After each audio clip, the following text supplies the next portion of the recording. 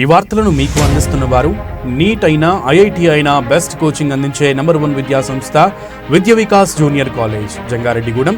10వ తరగతి తర్వాత మీ పిల్లల బంగారు భవిష్యత్తుకై మీకు దగ్గరలోని విద్య వికాస్ని తప్పకుండా ఎంచుకోండి. విదేశాలకు వెళ్లే స్టూడెంట్స్ కొరకు ఫ్లైట్ టికెట్ స్పెషల్ డిస్కౌంట్తో అందిస్తోంది భాస్కర్ ట్రావెల్స్. అది కూడా ఆన్లైన్ కంటే తక్కువ ధరలోనే.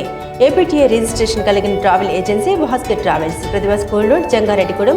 మహాశివరాత్రి రోజు విషాద ఘటన చోటు చేసుకుంది. గోదావరిలో స్నానానికి దిగి 5 యువకులు గల్లంతయ్యారు. తూర్పుగోదావరి జిల్లా తాళ్లపూడి మండలం తాడుపూడిలో ఈ ఘటన జరిగింది. మహాశివరాత్రి పర్వదినం పురస్కరించుకుని తెల్లవారుజామున సుమారు 11 మంది యువకులు గోదావరిలో స్నానం చేసేందుకు వెళ్లారు.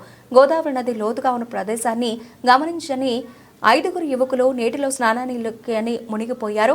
ఈ క్రమంలో ఒకరినొకరు రక్షించుకునే ప్రయత్నంలో 5 గల్లంతయ్యారు. తోటి యువకుల అరుపులు విన్న స్థానికులు సంఘటన స్థలానికి చేరుకుని పోలీసులకు సమాచారం ఇచ్చారు. గజ ఈతగాళ్ల సాయంతో యువకుల కోసం గాలింపు చర్యలు కొనసాగుతున్నాయి. గల్లంతైన వారిలో తిరుమల శెట్టి పవన్, పడాల సాయికృష్ణ, పి దుర్గాప్రసాద్ మృతదేహాలు లభ్యమయ్యాయి. ఏ పవన్, జి ఆకాష్ ఆచూకీ కోసం గాలింపు చేపట్టినట్లు పోలీసులు తెలిపారు. యువకులంతా కొవ్వూరు, తాళ్లపూడి, రాజమహేంద్రవరంలో ఇంటర్, డిగ్రీ చదువుతున్న విద్యార్థులుగా గుర్తించారు. యువకులంతా ఒకే గ్రామానికి చెందిన వారు కావడంతో ఆ ప్రాంతమంతా కుటుంబ సభ్యులు రోదనలు మిన్నంటాయి. కాగా కొవ్వూరు ఆర్టీఓ రాణి సుస్మిత, డీఎస్పీ దేవకుమార్ దగ్గరుండి గాలింపు చర్యలను పర్యవేక్షిస్తున్నారు. ఉదయం సుమారు 8:30 ఆ ప్రాంతానికి తాడిపూడి గ్రామానికి చెందిన స్టూడెంట్స్, అదేవిధంగా వాళ్ళ ఫ్రెండ్స్ కొంతమంది 12 మంది ఈ గోదావరిలో స్నానం చేద్దామని చెప్పి ఇక్కడికి బయలుదేరి వచ్చారు. వాళ్ళ ఉద్దేశం ఏంటంటే ఇక్కడ స్నానం చేసిన తర్వాత ప్రక్కిలంకి వెళ్ళి అక్కడ దైవ దర్శనం చేసుకోవాలి, శివాలయానికి వెళ్ళాలని ఉద్దేశం చొప్పున వాళ్ళు వచ్చారు. అందరూ లోపలికి వెళ్ళారు. లోపలికి సుమారు 200 మీటర్ల వరకు వెళ్ళిన తర్వాత వాళ్ళకి సడన్గా లోతు తగిలింది. లోతు తగలడంతో 5 వాటర్లోకి జారిపోయారు. స్లాంట్గా ఉంది, అది లోపలికి లాగేసింది.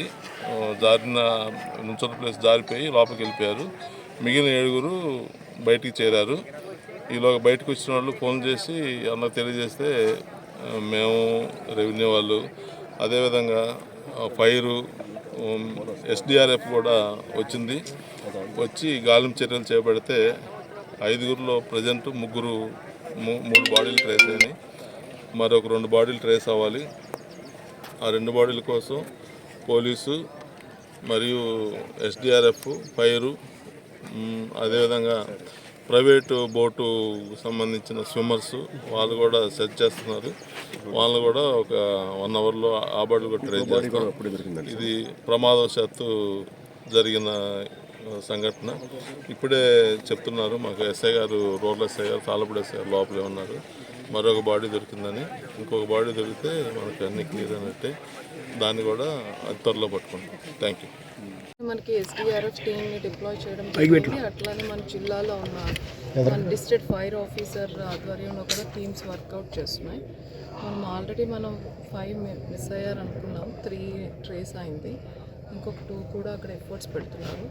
దీంతోపాటు వీళ్ళకి ఏమైనా డిఫికల్టీ ఉంటే NDRF టీమ్కి కూడా మనం రిక్వెస్ట్ పంపించాము. వాళ్ళు కూడా మంగళగిరిలో స్టార్ట్ అయ్యారు. వాళ్ళు వచ్చాక ఇంకా ఈ ప్రాసెస్ అనేది స్పీడప్ అవుతుంది.